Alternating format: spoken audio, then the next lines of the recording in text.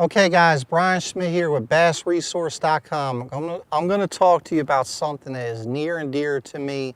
It's swim jig fishing, and the seasons and the reasons why I choose colors, sizes, structure, habitat, and areas of the lake. So, this is something that, like I said, I really enjoy doing. Hopefully after this, what I talked to you about today could help.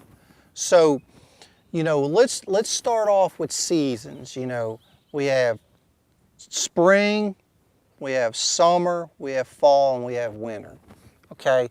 And you're like, swim jigging in the winter. Well, that does exist, guys. We get to go travel, and sometimes we go to Florida and we go to other lakes around the country in the winter time, and we go fish tournaments and stuff. And there is a winter fishing season, and there is a swim jig bite to be had at times. And I'm going to relate this to a tournament I fished in Florida. Okay, I fished a Florida event, and it was really, really cold. It was in January, and there's a lot of grass on this fishery, guys. And everybody was throwing lipless, rattle traps, lipless crankbaits, chatterbaits, crankbaits, jerkbaits, and the fish were getting really conditioned to these obtrusive baits, these baits that really put off a lot of noise and vibration. And I picked up my swim jig, and it was just such a different outcome. Guys, it's a subtle presentation that's still covering a lot of water, and I was able to do really, really good in a couple tournaments in Florida in the middle of winter of applying the swim jig. So what I will tell you is I fish swim jigs, generally speaking, in two sizes, 3/8 and 1/2 ounce. In the winter time, the winter season, I'm usually leaning towards a 1/2 ounce. The reason being, I want to get a little bit deeper in the water. It's a little bit colder. The fish, to me, might be a little bit deeper, so the 1/2 ounce is my option, generally speaking, in the winter time. And, I'll throw this on 15-pound P-line fluorocarbon. Okay, I want to stress this again.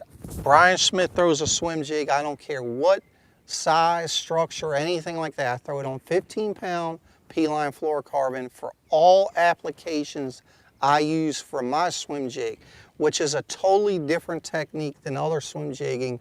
This is a slow, low profile. This is a finesse profile swim jig that you keep low in the water.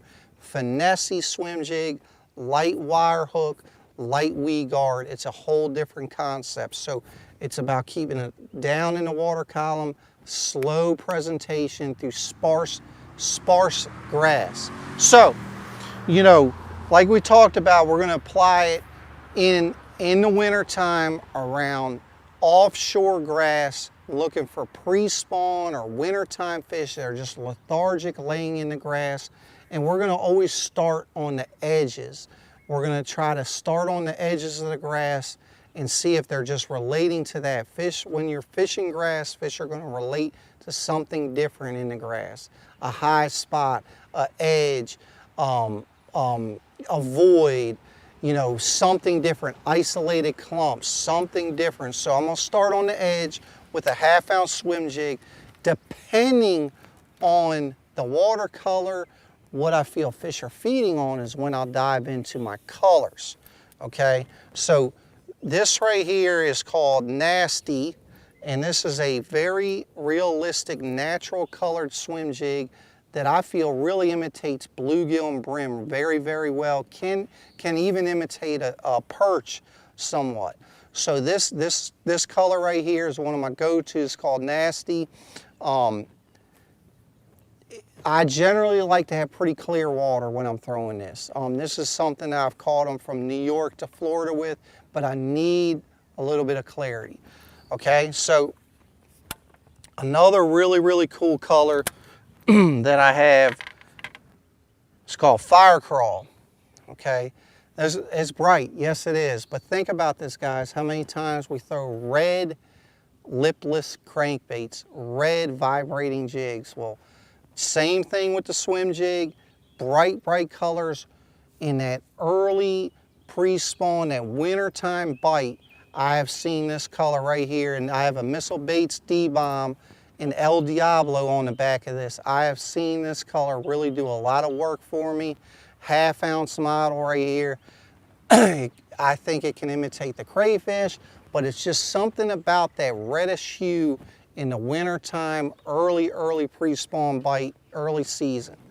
Okay, another really cool color, just your old black and blue. I've named this one the Money Maker.